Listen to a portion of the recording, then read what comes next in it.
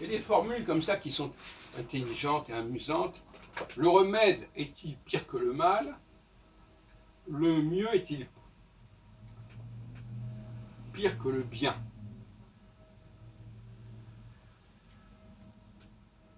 Effectivement, puisque moi je suis dans les remèdes d'une certaine manière,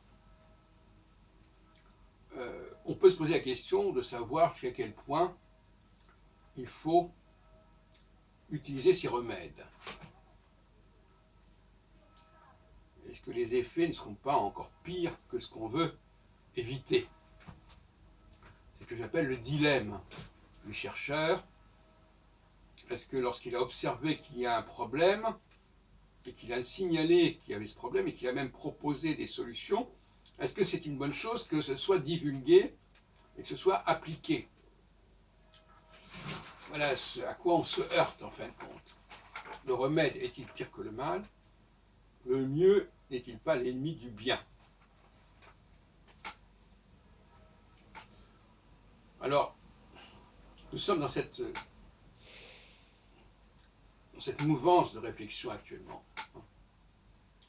Car paradoxalement, quand on arrive justement à mettre en évidence des solutions, des substitutions, c'est-à-dire une amélioration d'un certain nombre de matériaux, de pratiques de toutes sortes, est-ce qu'au bout du compte, c'est une bonne chose de le signaler, de le faire savoir, et d'en tirer les conséquences?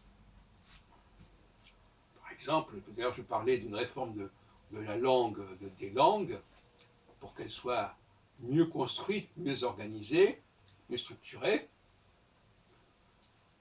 et qu'elle se substitue à des pratiques corrompues.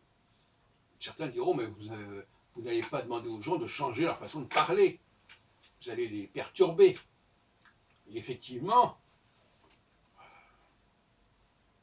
en voulant améliorer les choses, on peut les empirer.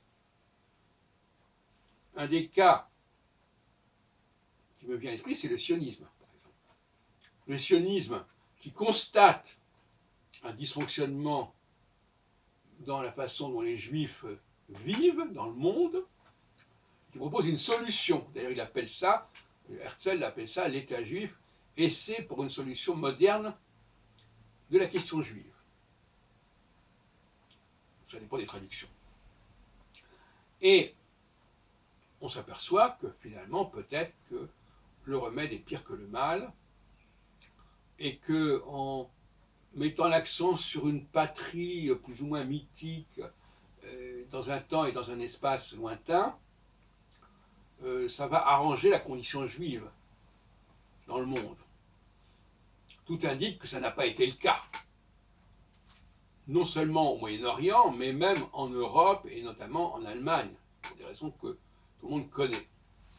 Donc là, voilà quelqu'un qui arrive avec une solution, c'est le mot qu'il emploie,